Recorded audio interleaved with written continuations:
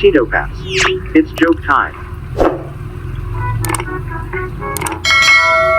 Puro at mga estudyante. Good morning, class. Ang subject natin ngayon ay spelling, but this time baliktarin ko ang mga pamamaraan.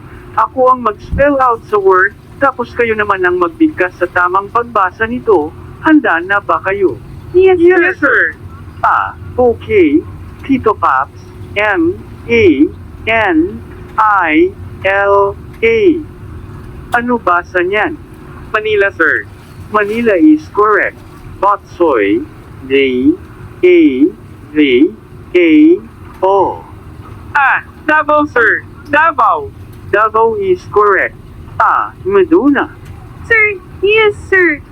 C-E-D-U. C-E-B-U. Ano ba yan? Parang napakahirap naman basahin. Hinaan ko lang pagsabi para hindi niya gano'ng marinig. Madonna. Sir, Cebu.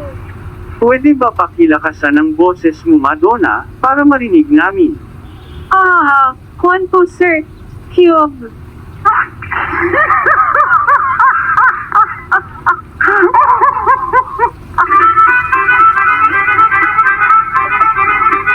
Anak, nagtanong sa kanyang ina.